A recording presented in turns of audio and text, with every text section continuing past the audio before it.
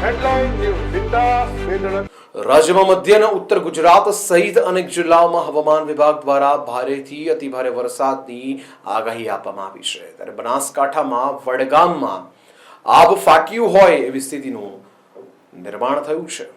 બનાસકાંઠાના વડગામ, ભાભર, કાંકરેજ, સુઈગામ, દિયોદર, પાલનપુર, ધાનેરા સહિતના અનેક વિસ્તારોમાં ભારેથી અતિભારે વરસાદ ખાબક્યો છે, જેમાં અનેક વિસ્તારોમાં પાણી ફરી વળતા જનજીવન અસ્તવ્યસ્ત જોવા મળી રહ્યું છે.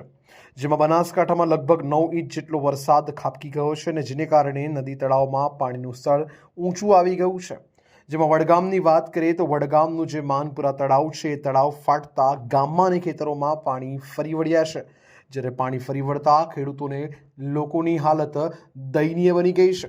અત્રે ઉલ્લેખનીય છે કે આગામી દિવસોમાં વરસાદની આગાહી છે ત્યારે ગામના તળાવનું વહેલી તકે નિવારણ આવે એવી આશા ગ્રામજનો રાખી રહ્યા છે. મારું નામ યોગેશ રાવલ છે. હું વરસડા ગામનો વતની છું. ગઈકાલે જે રાત્રે 12 વાગ્યાથી માંડી અને સવારે 6 વાગ્યા સુધી જે અતિશય ભારે વરસાદ પડ્યો છે, જેના કારણે ઠેર ઠેર ખેતરોમાં પાણી ભરાઈ ગયા છે, લોકોના ઢાળિયા ધોવરાઈ ગયા છે, લોકોનો પાક પણ ધોવરાઈ ગયો છે. ઘાસચારામાં પણ લોકોના ખેડૂતોનો બહુ મોટા પ્રમાણમાં એવું નુકસાન છે.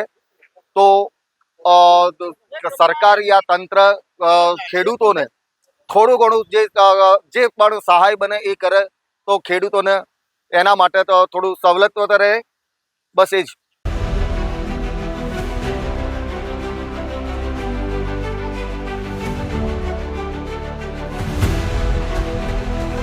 हर समस्या की हेडलाइन न्यूज विकास वेधण